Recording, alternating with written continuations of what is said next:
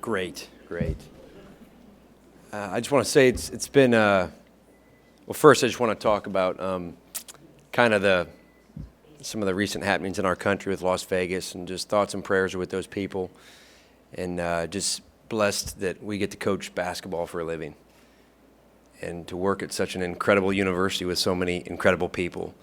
So I just think sometimes we need to stop and reflect where we are, who we are, and what we get to do on a daily basis, and how blessed we are to be at a place like this. And just keep those people in your thoughts and prayers, and anything you can do to show support. Tragic event.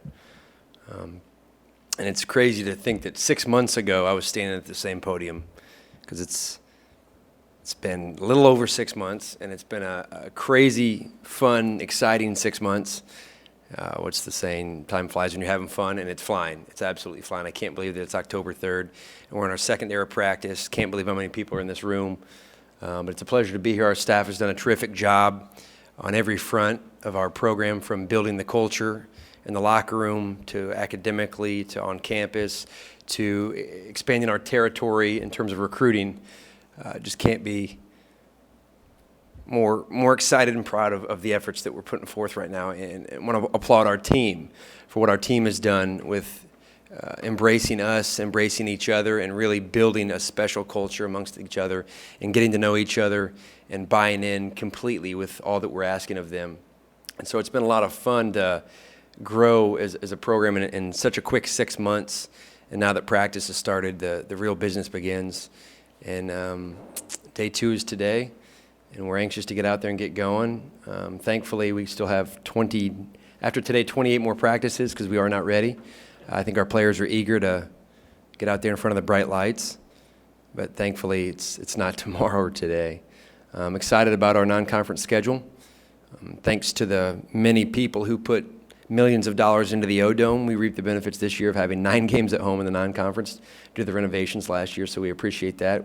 It's going to help us really come into our own and figure out who we are, and to get to do it in front of a home crowd in most of November and December will be a big benefit for us as we prepare for the SEC season.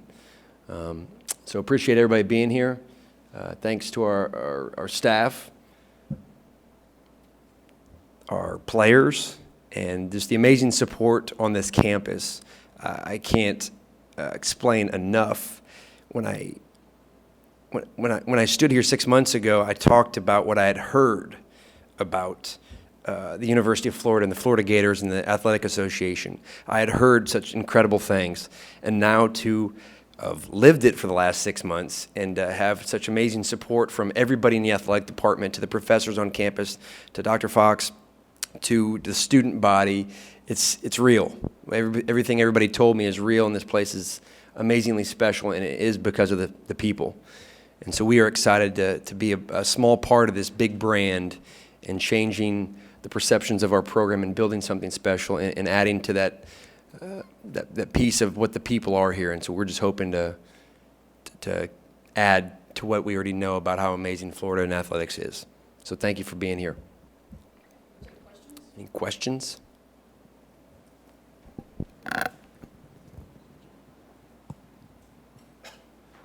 Hey, Coach, I was just wondering if you could kind of give me your initial evaluation of DeLisha Washington and what you're kind of expecting from her this season. Great question, Philip. As we all know, she was SEC Freshman of the Year last year. Phenomenal athlete. If you watch her on film, it takes a split second to realize there's certain things she does footwork-wise that you can't teach, that I don't know how to teach exactly how to do it. Her Euro step when she's in transition, her length, her athleticism, and she's getting better. She is found her left hand. We joke with her that she never really liked to go left, and wow, she can go left now. Shooting the ball much better, playing with more confidence, being a little more vocal as well. So just couldn't be more excited to coach a player of her caliber, and even more excited understanding now what her ceiling is, if she has a ceiling. From your experience, just how much can a player grow from a strong freshman year to sophomore, junior, senior, that sort of thing? You know, that's the great thing about freshmen, is they become sophomores. That's probably the biggest transition in college basketball if you look across the board, because that freshman year they learn so much from the amount of effort it takes, the amount of the attitude it takes, the time management, how to manage your body, how to manage what you eat, your sleep, and all that. And so then all of a sudden you understand the rigors of an SEC season. So having that under your belt, that experience, there's no measure for that. And then being able to see your growth in off-season workouts, it just helps you even more before your sophomore year. So I think just going through that whole process, it's an incredible growth opportunity watching what she's done just in the 6 months that I've been here. Hey, Coach. What's up? You mentioned building the culture and building what you want for your team. What details do you have with that, and how long would you say that takes to be able to create that culture? You say the word details. I'm a detail fanatic. The devil is in the details, is what I believe. And if you don't do the details, the devil's going to sneak up somewhere and get you for not taking notice of the details.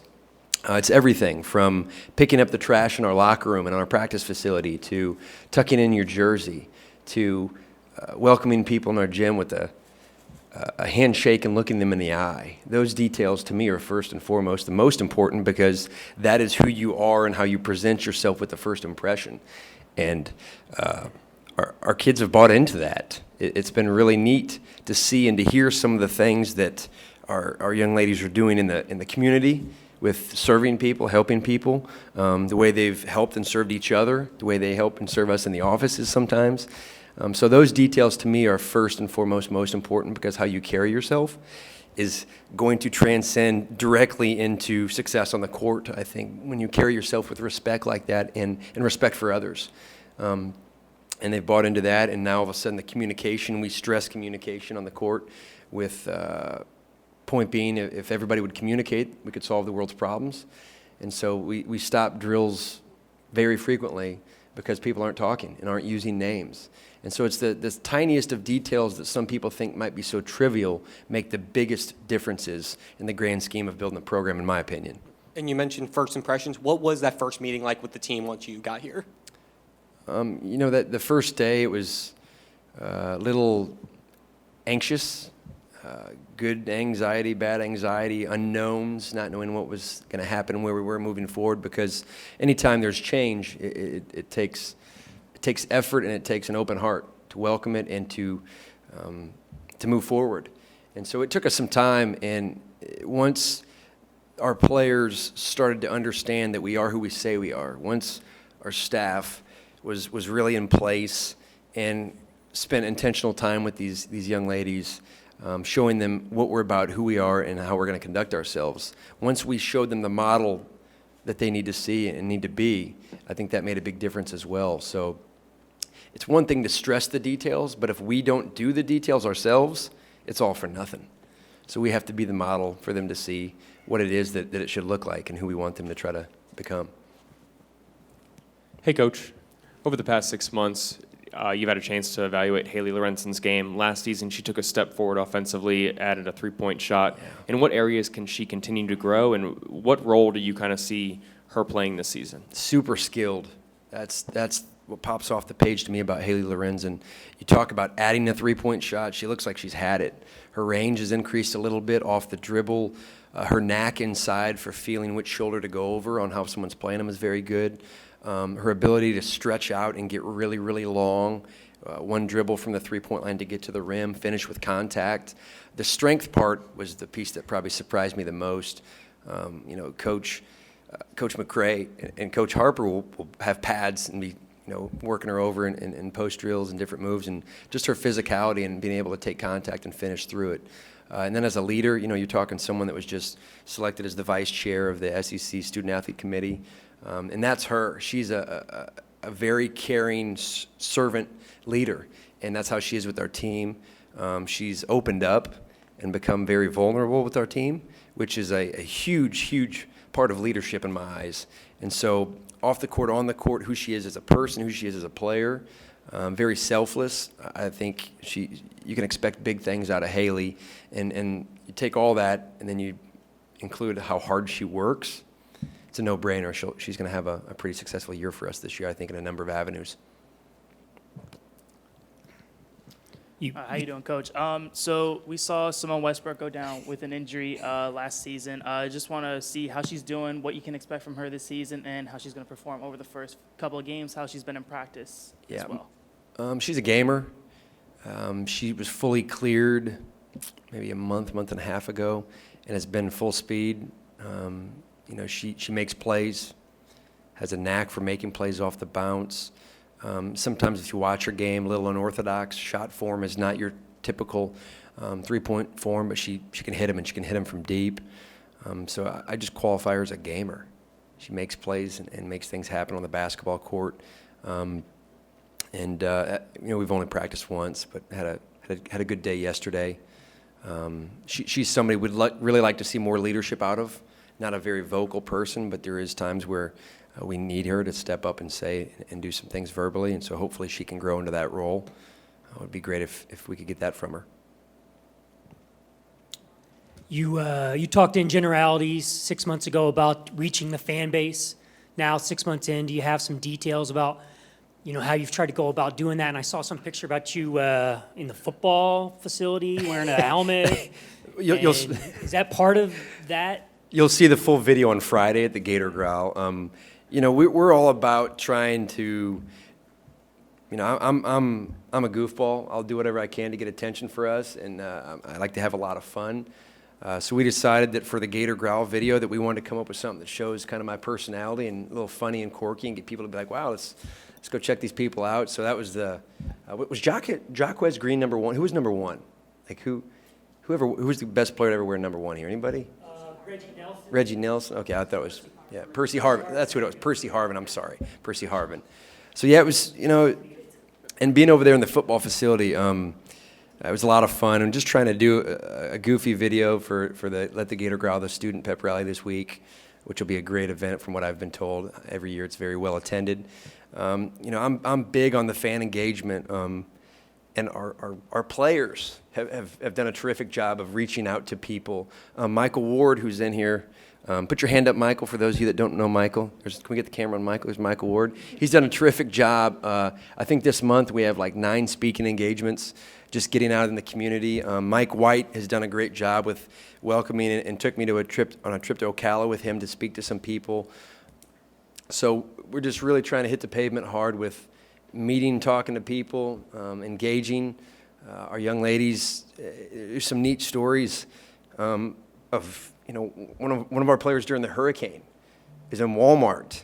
DeLisha Washington, actually, is in Walmart. And, we talk about how people are going to come watch us because they know us. I think too many times athletes expect everybody just to show up and support you because you play a sport.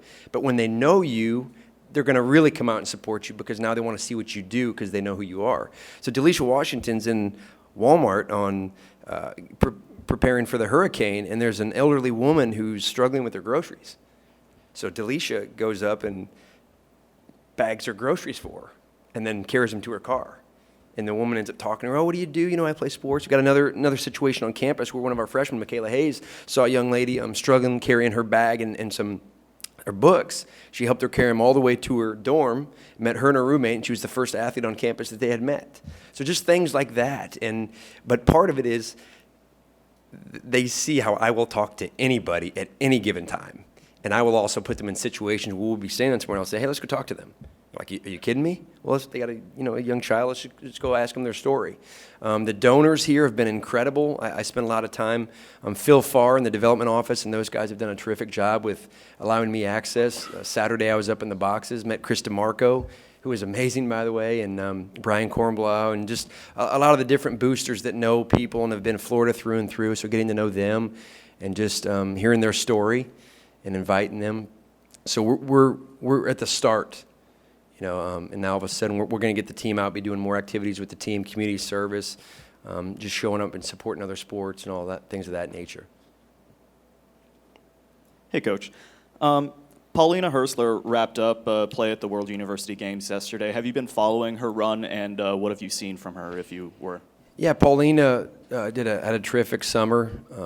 She's played for the national team in Sweden at the World University Games, and the men had 2 athletes over there as well. So just basically a mini Olympics, and gave her a chance to have kind of a leadership role.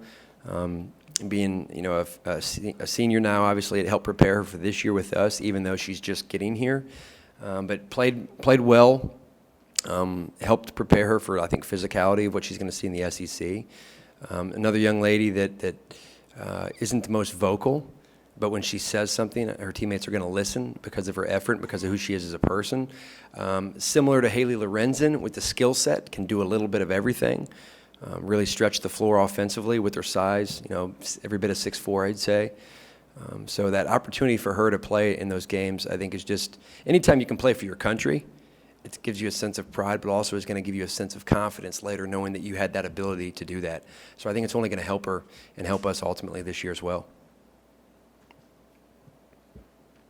Not to overstate your Walmart story, but as you're trying to understand the character of your players early on, does a kind of moment like that explain who maybe DeLisha Washington is? Yeah, I think it does, because with young people, when they get to college, you talked about freshman to a sophomore, they get to college, they're trying to figure so many things out. They're trying to make sure they're doing well academically. They're trying to make sure that they're managing their time with the workouts, the lifting schedule, all that. And so it takes some time, I think, to grow into themselves and to gain the confidence to too many times we treat them as athletes and we forget who they are as people. And so when you hear athletes doing things of that nature where this wasn't a team community service that they had to go to, this is something she did on her own, out of the own goodwill of her heart. So, and what was really, really cool about that situation and the others with our team is she was so excited to see the response. We're at dinner a couple weeks ago here at Ballyhoo in town and have somebody come up to us and say, hey, are you Coach Cam? One of your players was in a scooter shop the other day, and my daughter and I are looking at scooters, and your player just comes up and says, hey, I've got that same scooter. I can tell you about it, for no reason at all other than just to help somebody. And so now all of a sudden this mother and this daughter are like, we're going to come to games now because she helped us for no reason at all other than just to help. And so I think it does show the character of who our team is. And I think that sort of character can manifest itself into something greatly special on the court if we can embrace that and build it with each other and build it in the city, because Gainesville is a town that will embrace people if they know them and if they support them and if we put the right product out there. So I think it's going to be a lot of fun putting this thing together and building this program. And also, Sydney, seriously, just kind of what role do you envision for her? Sid, that's the great thing about practice right now is we could go right down the list and you could ask me about 13 of the players, 14 of the players, and I don't know if I know their roles, because when you have individuals throughout the summer, you see what they can do individually.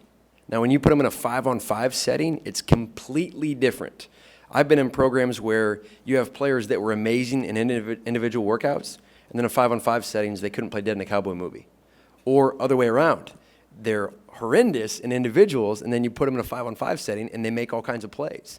And so that's the good thing about getting to start practice, is to evaluate who are we, what do we have, what roles, I don't want to say roles because I don't like roles, but what value do they bring to our team? I know she's a very superb athlete. Played limited minutes last year, so watching film on her last year, I can't really tell what her offensive skill set is in a realm of 5-on-5. The other part of this, too, is how we're going to play. There's certain things that I like to do, scheme and play, and what we run, and that is going to take time for the players to get adjusted and for me to get adjusted to them as well. So some of these I can't answer. The big guy. You sit all alone on purpose over there? Yeah. Sit alone? Have you seen this crew here? I think you fit right in with these guys.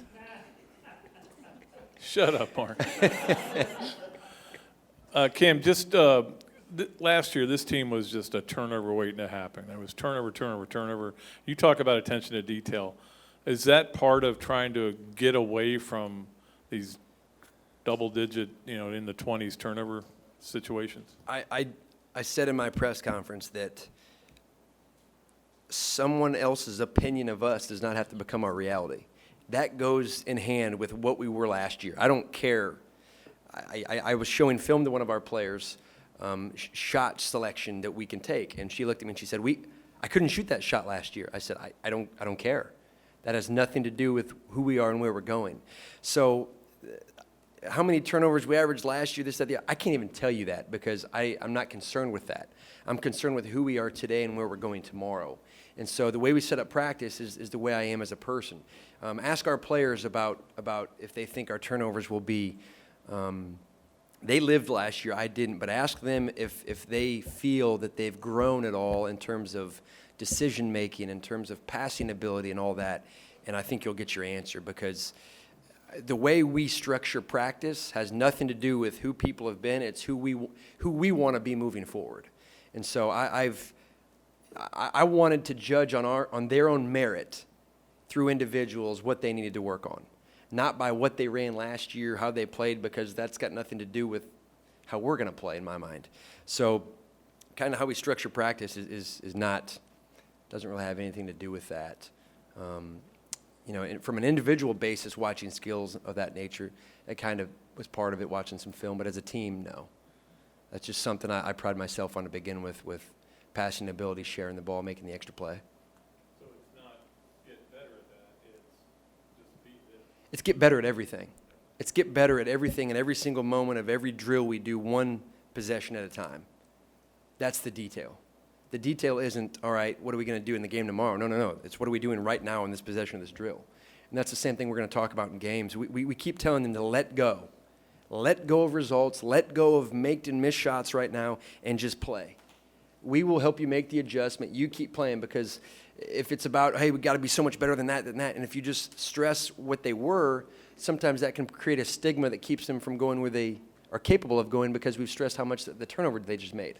My job is to put in place to help them improve right now in this moment to where tomorrow we have less turnovers. And I think we're doing that. I think we're definitely doing that with the details. Hey, Coach. How are you? Good, how are you? Hey, Bree. Hey, this young lady here was a 3-year manager for us.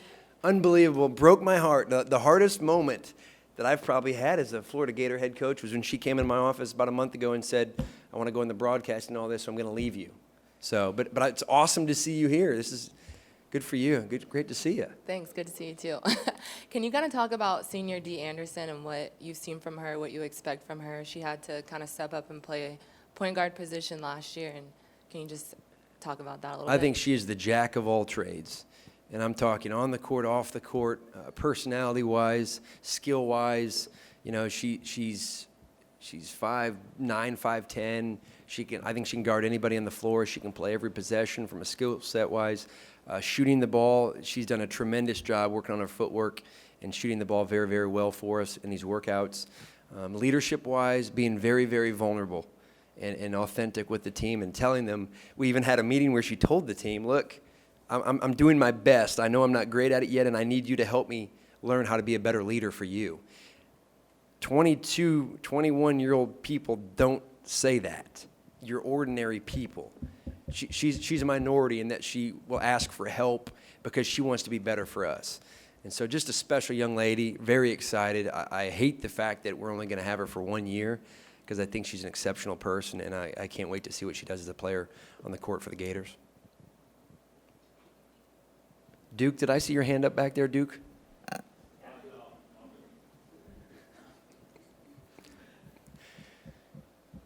Hey, Coach, over here.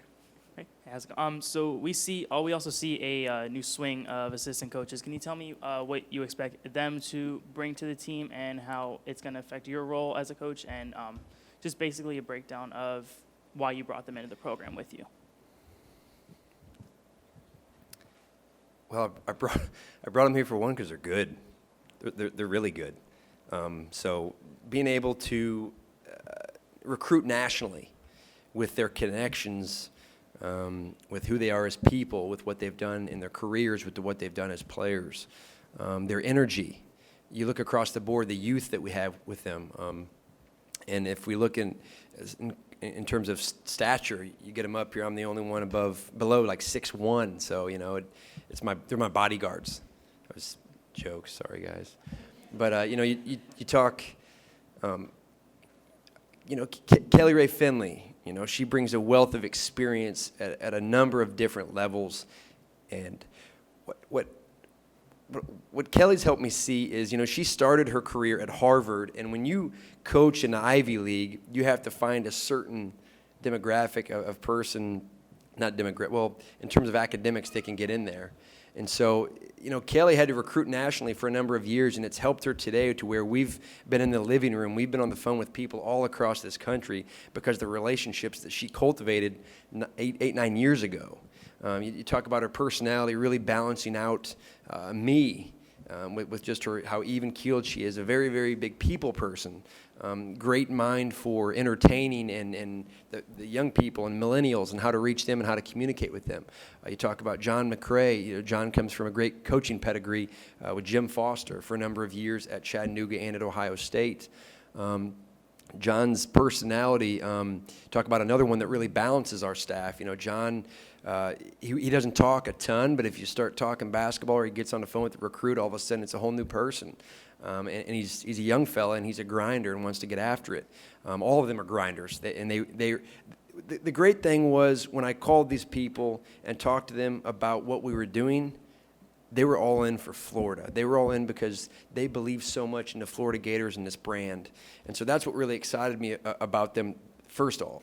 And then Laura Harper, Laura Harper has something that none of us have, that our players dream of, and that the recruits that we recruit aspire to be. You're talking about a young lady that, as a sophomore at the University of Maryland, was National Player of the Year. I mean, that's the highest accolade you can receive in the NCAA tournament, won a national championship. Then she gets drafted, plays pro ball in the WNBA, plays overseas.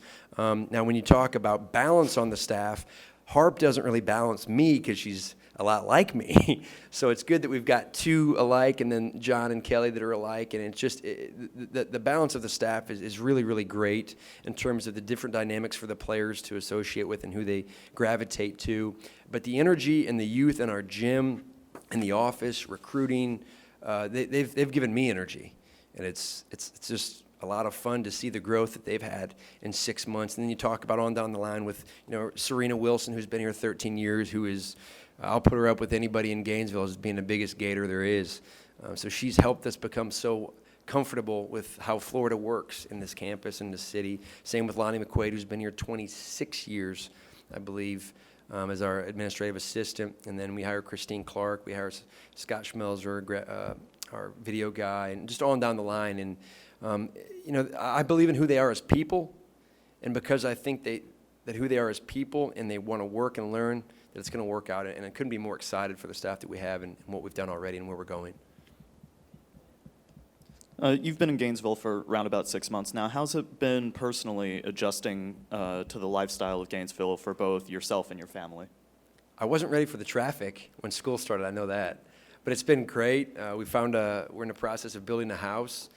And what's helped a lot is the community within the UAA. The way the head coaches, assistant coaches, staff have helped us find a church. They've helped us find restaurants. They've helped us find a place to live. They help us show us the town in terms of having us over at their house, just building the relationships, because my wife and I are big relationship people. So I think they've done the most for us to where we haven't felt alone. There's just been so many opportunities to meet people and to see what this city has to offer. I am still absolutely amazed at Gators. Like, literally, I think they're the coolest thing ever. So if you ever see one in Lake Alice, please let us know, because I'll run over there and just stare at the things. I think they're so cool. So we went one day to, where'd we go? That park, Latchwood Trail, and looked at Gators out there. I mean, in my press conference, I talked about how cool the bats were. The bats aren't that cool. The Gators are amazing. So just the different things like that, and our children. I still find it bizarre that it's October 3rd right now, and it's like this outside. It really confuses me because typically when it's this warm outside everywhere I've lived, it's still like August. So getting used to the climate is an awesome adjustment. I think we're going to throw away most of our clothes that we've had because we won't need them. So just the climate, the city, the people, though. It all comes back to the people. Even with the hurricane, we have no idea what a hurricane really was because we never paid attention to it. All of a sudden, we're living here, and the people reaching out to us, giving us advice, helping us, telling us what to do. I mean, it all comes back to the people. That's what makes this city so special. Hey, Cam, Funda's been here for a year, but we obviously haven't seen her play. I mean, what have you kind of learned about her these past few months that you feel she's going to help you your first team here? Yeah, got a knack for making plays. Obviously not the most athletic, fastest, swiftest, strongest, quickest, but she knows how to play. We did some drills yesterday where we walked away and we were talking as a staff, and we're like, wow, she knows how to find people, can put passes in really tight areas where some players can't. But like I mentioned earlier, we haven't done much 5-on-5 stuff yet to really let her do her thing and see what she can do. But very gifted young lady, can shoot the ball, can shoot it from deep, in my opinion. And that's one thing we're going to allow her to do, is chuck it from the cheap seats. That's one thing that we're going to do, spread the floor and helping them understand what they can and can't shoot. And I tell them all the time, you shoot the shot, we'll let you know if it's a good or bad one. If we don't say anything, keep shooting it. And so that's what we hope to get out of her, and just her knack for the game is I think, her biggest attribute.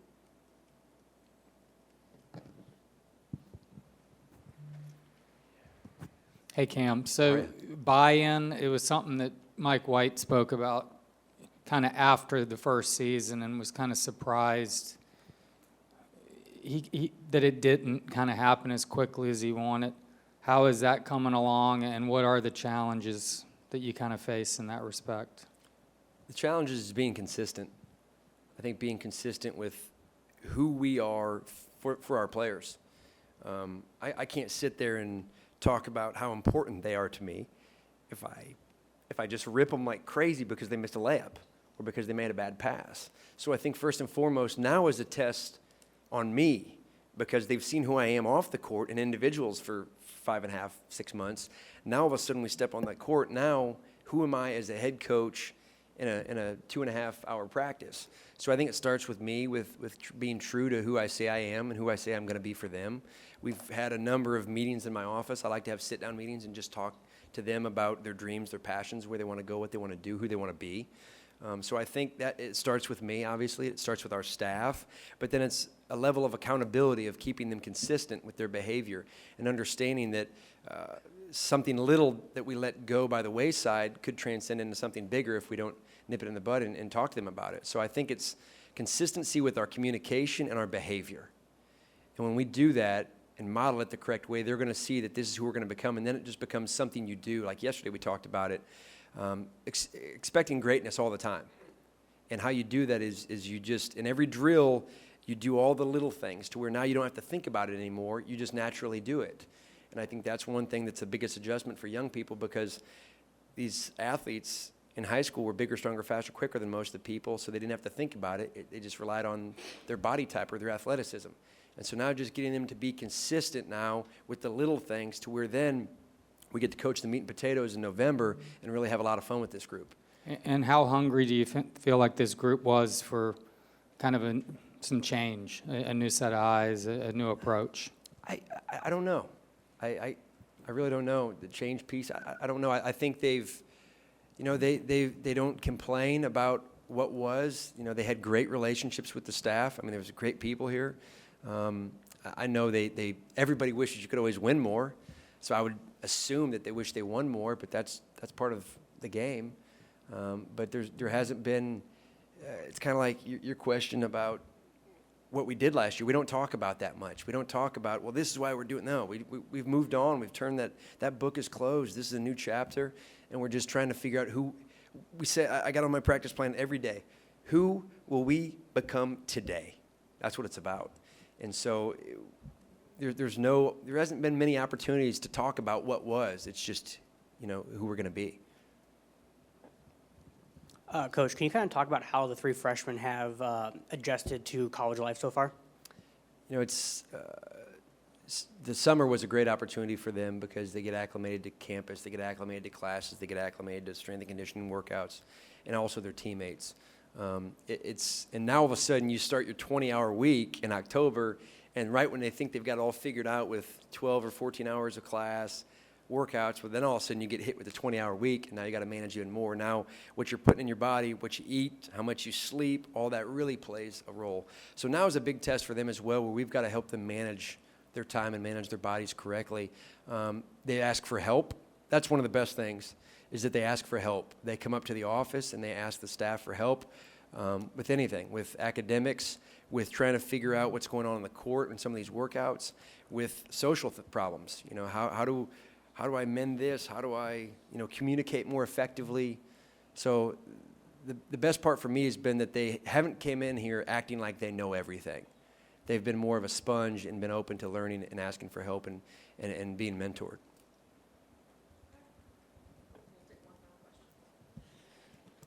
You and your players have been, signing autographs out on the Odo concourse before football games. How else have you and your players bonded over the past few months off the court? We had a heck of a, I don't know what we did Saturday night. Coach Kelly and the staff came up with this great game called Fugitive. We dress in black, and there's flags on campus. You got to find them, and then our staff has water balloons and squirt guns, and so split them in the teams, and they got to find flags and whatnot.